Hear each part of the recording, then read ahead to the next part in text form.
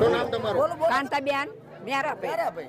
કયું ગામ તમારું? ઢાંકી અને અટક માલિક્યા. શું તમે ગ્રામસભામાં સહી કરી હતી? તમને શું કહેવામાં આવ્યું? અમને ખબર જ નથી. હું તો પેન્શન લેવા જઈ હતી તે પછી મને અહીંયા હાકરી મને કે આમાં અંગોઠો કરો. પછી મેં અંગોઠો કર્યો તો એમ પૂછું કે આમાં સીમનો કરવાનો તાર કે ગામ સભાનો. મને એટલું કીધું.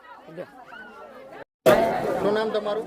શારદાબેન અજમલભાઈ જમોડ હા અને ગામ ઢાંકી. અને હું નાઈને આવી હતી ને અહીંયા ઓફિસે ઊભી હતી. પોસ્ટ માસ્ટરની ઓલી બેન હતા ને એમને હારે વાત કરતી હતી તો મને કે આ આવો કે તો હું ઓફિસમાં જઈને મારો અંગોઠો લીધો. મને ખબર ખબર નહીં. મને તો એવું મારે તો શું કે સતત ધોવાણ થયું હોય ને એનું કદાચ લખતા હશે એવું. અમને આવું નહીં ગામ સભાનું એવું ને ના એવું ને ખબર અમને. મારું નામ ઘનશ્યામભાઈ રણછોડભાઈ ડુંગરાણી. હું ઢાંકી ગામનો વતની છું. અમારા ગ્રામ પંચાયતમાં તલાટીબેનનો એટલો બધો ત્રાસ છે કે ગામજનો ખૂબ કંટાળી ગયા છે. એની અમે અગાઉ 15 કે 20 દિવસ અગાઉ ઉપસરપંચ સાથે અમે ગયા હતા. પહેલાં ફોન કર્યો. મારું પોતાનું કામ હતું. મારા દીકરાનું જાતિનો દાખલો કાઢવાનો હતો. તો બેનને મેં ફોન કરીને પૂછ્યું કે બેન તમે આવવાના છો? તો મને કે તમારે શું કામ છે? તો મારે જાતિનો દાખલો કઢાવવો છે. તો કે હું આજ રજા ઉપર છું. હવે સોમવારે મંગળવારે આવ્યા પછી સળંગ શુક્રવાર સુધી ન આવ્યા. એટલે મેં કીધું કે બેન તમે તો કે રજા ઉપર છું, મારા કાકી ઓફ થઈ ગયા છે, કોઈ કાકીજી ઓફ થઈ ગયા છે એવો મને જવાબ આપ્યો. પછી હું ઉપસરપંચ સાથે અમે બે ટીડીઓ ઓફિસે ગયા. સાહેબને રજૂઆત કરી કે અમે તલાટી બેનનું રજિસ્ટર ચેક કરીને હાજર છે કે કેટલા દિવસની રજા છે અમને જણાવવામાં આવે. તો તપાસ કરતાં ટીડીઓ સાહેબે રજા જોઈ. તો જે દિવસે અમને ફોન કર્યો હતો કે હું રજા ઉપર છું એ દિવસે પણ હાજરી એમને બોલતી હતી કે ભાઈ પગાર લે છે, ચાલુ હતી એમની નોકરી. તો ટીડીઓ સાહેબે એ વખતે કીધું હતું કે આ બેનને નોટિસ આપવામાં આવે. તો એ વખતે અમે કરેલું. અને આ ગ્રામસભામાં તો આખા ગામ સાથે બનાવટ કરી છે. આ બેનની સામે યોગ્ય પગલાં લેવામાં આવે અને કડકમાં કડક સજા આપવામાં આવે. બેનનું નામ દિવ્યાબેન રાઠોડ. મારું નામ ડુંગરાણી દિનેશભાઈ ઈશ્વરભાઈ, ગામ ઢાંકી. જે 4 તારીખે જે ગ્રામસભા યોજાઈ હતી એના અનુસંધાને અમે ટીડીઓ સાહેબને આવેદનપત્ર આપ્યું હતું. અમારી વિરુદ્ધમાં એ લોકોએ સામે આવેદનપત્ર આપી અને ગામમાં ગ્રામસભા સંતોષપૂર્વક થઈ છે એવું એ લોકો તદ્દન ખોટી રીતે સાચું કરવા માગે છે.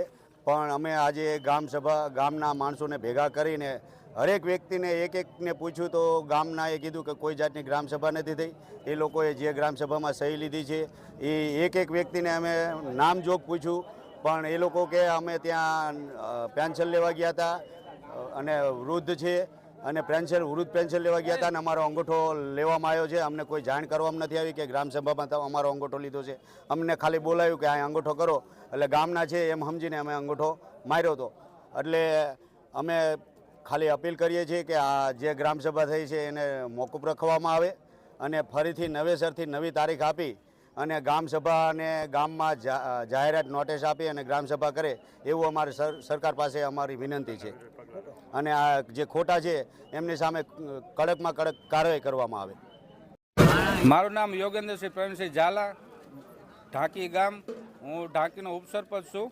જે 4 તારીખે ગામસભા યોજવામાં આવી હતી એમાં તલાટીએ અમને સભ્ય ગામજનો હું પોતે ઉપસરપંચ કોઈ જાતની કોઈ જાણ કરી નથી કે ગ્રામસભા છે. પછી ગ્રામસભા એમને પૂરણ કરતાં અમે અહીંયા પહોંચ્યા ગયા 15 મિનિટ અમે ફોન કર્યો તોય જણાવ્યું કે પછી ગામના જે સભ્ય અમારા હતા મેં વાત કરીને સભ્યને મોકલ્યા.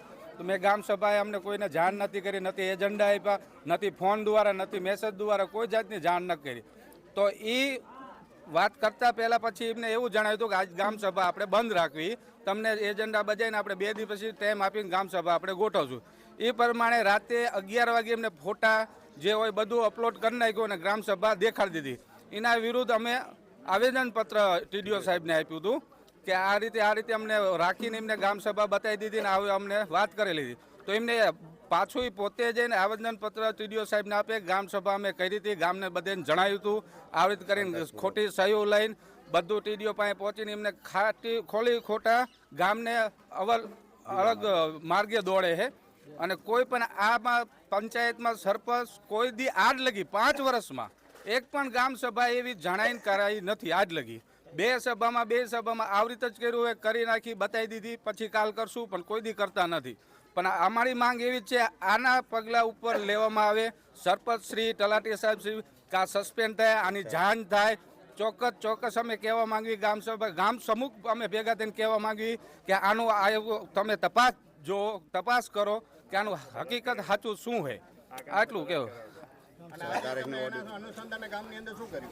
એના અંદર ગામમાં એમાં આયોજન પત્ર દેવા ગયા હતા. ગામ સભા ગામને અમે જણાયેલું હતું આ તે, એટલે અમે કુલ હું સરપંચ સભ્ય ગામજનો બધાને મેં ભેગા કરીને ગામને પૂછ્યું કે ભાઈ આ સભા રાખી હતી 4 તારીખે ગ્રામ સભા, એમાં તમને જણાયેલું હતું. દરેક ગામના વ્યક્તિ મેં બધા ભેગા કરીને પૂછ્યું, કોઈએ કીધું નથી ગામે અમે સભામાં ગયા કે અમને જણાયેલું. બિલકુલ આ ખોટી વાત છે.